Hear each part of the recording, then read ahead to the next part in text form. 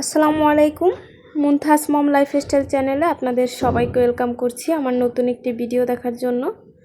কাছে এবং দূরে যে যেখান থেকে আমার ভিডিওটি দেখছেন আশা করি সবাই অনেক ভালো আছেন। আমিও আলহামদুলিল্লাহ অনেক ভালো আছি। এই তো চলে আসলাম নতুন একটি ভিডিও নিয়ে।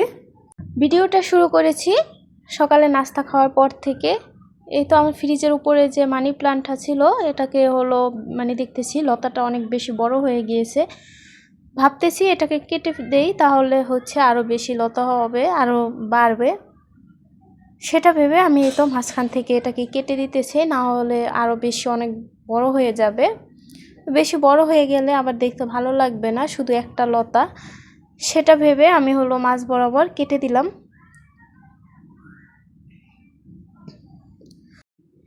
এই তো সুন্দর করে লতাটাকে আমি ঠিক মাঝ বরাবর কেটে নিয়েছি। এখন এটাকে সুন্দর করে লাগিয়ে দিব। তো আমি অনেক দিন এই টবটার ভিতরে পানি দেই না, ফ্রিজের উপরে পড়ে আছে, একদম শুকিয়ে আছে। আর অনেক ময়লা ছিল, এগুলো আমি পরিষ্কার করতে পারিনি। আমি যে কতদিন আগে রেখেছি, তারপর আর এটাকে ধরিও নি। তো টবটা আমার হাত থেকে পড়ে ভেঙে গিয়েছিল। এরপরে এই তো আমি পরিষ্কার করে নিতেছি। এটার ভিতরে আমার মেয়ে অনেক কিছু রেখে দিয়েছিল, যখন আমি বাসায় নিয়ে এসেছিলাম ফ্রিজে রাখার জন্য।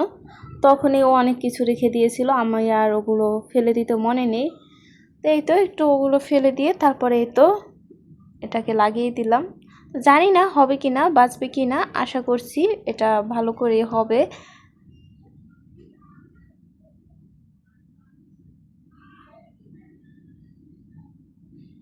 তো এই তো আমি এটাকে লাগিয়ে দিলাম। এরপরে আবার সুন্দর করে ফ্রিজের উপরে রেখে দিব। আর এই তো এই যে শিকড়গুলো ছিল ওগুলো কেচি দিয়ে কেটে দিলাম। আমার মানি প্লান্ট নেই, আমার সব গাছই একদম মারা গিয়েছে। তো এটাই আমার ভরসা, যেই কারণে এত বেশি যত্ন করতেছি। আর এটা থেকে আরও বেশি বাড়ানোর চেষ্টা করতেছি। আরও যদি হয় তাহলে কেটে কেটে আরও বেশি করা যাবে। আর এই একটু আছে, এটা থেকেই আমি একটা তুলে ওটা লাগিয়েছিলাম। তো এটা তো বড় হইতেছে না, ওটা কিন্তু বড় হয়ে গিয়েছে, যেহেতু একটা তুলে লাগিয়েছি। এই টবটা থেকেই আমি লাগিয়েছি। তো এটাও আমি একটু পানি দিয়ে দিলাম।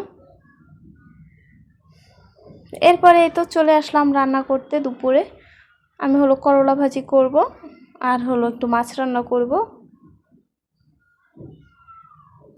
তো এই তো করলা তো সবাই ভাজতে পারে, যেরকম পেঁয়াজ তারপরে কাঁচামরিচ সব কিছু একসাথে ভালো করে ভেজে তারপরে এই তো করলাটা দিয়ে দিলাম হলুদের গুঁড়ো লবণ দিয়ে। তো এই তো আমার করলাটা প্রায় হয়ে গেছে। আমি করলাটা একটু পুড়ে পুড়ে তারপরে ভাজি করি, এতে করে আমার কাছে বেশি ভালো লাগে। তো আর কিছুক্ষণ আমি ভেজেছি। এরপরে এই তো মশলাটা কষিয়ে নিলাম। আমি মাছটাও ভুনা করে নেব এখন। তো দুটো আলু দিয়েছি আমার মেয়ের জন্য, তো আলুটা একটু আগিয়ে দিয়েছি, তা না হলে সিদ্ধ হয় না। এরপরে তো মাছগুলো একে একে দিয়ে দিতেছি। তো মাছটা বাজার থেকে কেটে এনেছিল, তো দেখলাম এইভাবে করে কেটে দিয়েছে, উপরের স্কিনটাও ফেলে দিয়েছে। তো খুব সুন্দর লাগতেছিল দেখতে।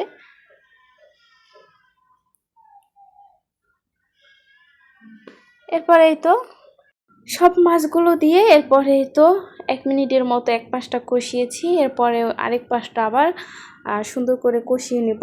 তো মাছটাকে আমি কিছুক্ষণ ধরে ভালো করে কষিয়ে নিতেছিলাম।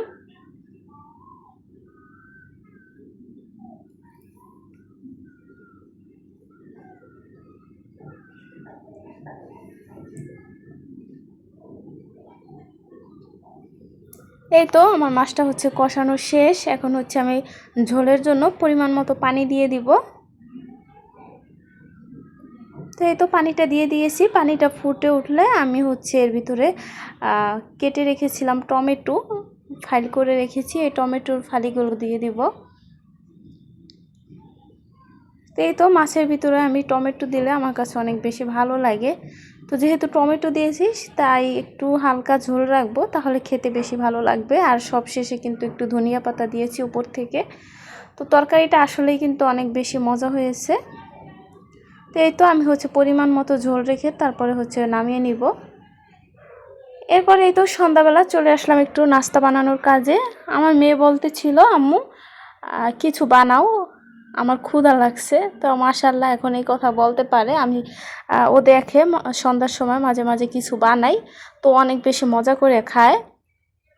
তো এখন সেটা শিখে গেছে, আমাকে বলবে ঘুম থেকে উঠে যদি একটু কিছু দিতে লেট হয় তাহলে আমাকে বলে আম্মু কিছু বানাও। তো আমিও বানাইতেছি, আমার সাথে সাথে আমার মেয়েও হাত লাগাইতেছে। তো এই তো আমি হচ্ছে প্রথমে পরিমাণ মতো আটা নিয়ে নিলাম, তার ভিতরে হচ্ছে কালো জিরা দিয়েছি। কালো জিরাটা যেহেতু একটু ধুয়েছি তখনই, এই জন্য একটু দলা পেকেছিল। এরপরে সিদ্ধ করে রাখা আলু গ্রেট করে রেখেছি, আর এদিকে পেঁয়াজ কুচি, তারপরে টমেটো কুচি, আর হলো কাঁচামরিচ আর ধনিয়া পাতা কুচি করে রেখেছি। তো প্রথমে এই তো সিদ্ধ করা আলু যে গ্রেট করে রেখেছি এটা দিয়ে দিলাম, তারপরে হলো পেঁয়াজ দিয়ে দিলাম। তো পেঁয়াজ কুচিটা অনেক বেশি করে দিয়েছি, এতে করে বেশি মজা হবে নাস্তাটা। এরপরে কাঁচামরিচ কুচি আর হলো টমেটো কুচি, তারপরে ধনিয়া পাতা, তারপরে লবণ, জিরার গুঁড়ো, ধনিয়ার গুঁড়ো, এগুলো সব গুঁড়ো মশলা আর কি একে একে দিয়ে দিব। এরপরে দিব হচ্ছে গরুর মাংসের মশলা। এই গরুর মাংসের মশলাটা দিলে অনেক সুন্দর একটা স্মেল আসে। এরপরে সবগুলো দিয়ে একদম ভালো করে মেখে নিতেছিলাম। তো যখন মাখতেছিলাম এত সুন্দর একটা ফ্লেভার আসতেছিল, আমার মনে হইতেছিল আমি ভাত দিয়ে খেয়ে ফেলি। এই তো দেখতে পাচ্ছেন পেঁয়াজের পরিমাণটা কিন্তু অনেক বেশি দিয়েছি। পেঁয়াজটা অনেক বেশি দিলে যে কোনো নাস্তার ক্ষেত্রেই খেতে কিন্তু বেশি ভালো লাগে, পেঁয়াজটাই কিন্তু বেশি মজা হয়। এরপরে এই তো আমার পুরটা তৈরি করে নিয়েছি। এরপরে আমি যেহেতু এক হাত দিয়ে ভিডিও করতেছিলাম আর এক হাত দিয়ে বানাইতেছিলাম, এই জন্য আপনাদের দেখাইতে পারতেছি না, তো একটু সংক্ষেপে দেখিয়ে দিচ্ছি এক হাত দিয়ে। তো এই যে এরকম করে আটা নিয়ে একটু গোল শেপ করে এরকম করে ভিতরে পুরটা দিয়ে এভাবে চেপে চেপে তারপরে হলো নাস্তাগুলো বানাতে হবে। তো এই তো চাইলে হচ্ছে এটাকে আলতো হাতে বেলুন দিয়ে বেলেও বানানো যাবে, আবার চাইলে আস্তে আস্তে করে হাত দিয়ে চেপে চেপে বানানো যাবে। তো আমি হাত দিয়ে চেপে চেপে দেখতেছিলাম, অনেক বেশি সুন্দর হইতেছিল। এরপরে এই তো ছুরি দিয়ে একটু ডিজাইন করে দিতেছিলাম। তো ডিজাইনটা লাগতেছিল পুরো বাখুরখানির মতো। এই তো পুরো বাখুরখানির একটা ডিজাইন হয়ে গিয়েছে। তো এটাকে বলা যায় ঝাল বাখুরখানি। আমি যেহেতু মিষ্টি বাখুরখানিটা খাই না, তো আমার জন্য এটা ভালোই হয়েছে, খেতে কিন্তু অসম্ভব বেশি মজা হয়েছিল। তো এই তো আমি একে একে হলো সবগুলো নাস্তা বানিয়ে নিতেছিলাম।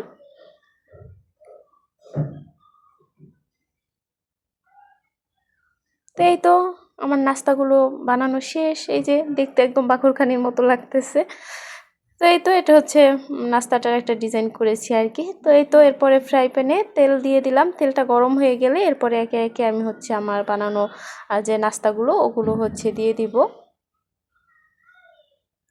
আমার তেলটা একটু হলুদ দেখা যাইতেছে, কারণ 2-1 দিন আগে আমি এটা দিয়ে হচ্ছে আরেকটা আইটেমের নাস্তা বানিয়েছিলাম, তো ওটা ভেজেছি, যেই কারণে তেলটা একটু হলুদ হয়ে গিয়েছে। তো তেলটা আর ফালাইনি, যেহেতু বেশি দিন হয়নি, মাত্র 2 দিন হয়েছে, এই কারণে আমি হচ্ছে এই তেলটা দিয়ে ভেজে নিতেছিলাম।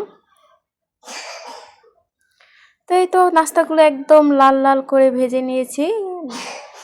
কেমন হয়েছে অবশ্যই কমেন্ট করে জানাবেন, আর আপনারা অবশ্যই বাসায় ট্রাই করবেন। এটা কিন্তু অসম্ভব বেশি মজাদার একটা নাস্তা। তো আমি আর আমার মেয়ে মিলে হচ্ছে এখন খাবো। আমার মেয়ে তো দেখে অনেক বেশি খুশি হয়ে গেছে। উপরটা হচ্ছে একদম ক্রিস্পি হয়েছে, ভিতরে যে পুরটা দিয়েছি ওটা একদম সফট ছিল, এত বেশি মজা লাগতেছিল। তো আপনারা অবশ্যই বাসায় ট্রাই করবেন এবং আমার চ্যানেলটিকে লাইক সাবস্ক্রাইব করে আমার সঙ্গেই থাকবেন। আজকের ভিডিওটা এই পর্যন্তই। আল্লাহ হাফেজ।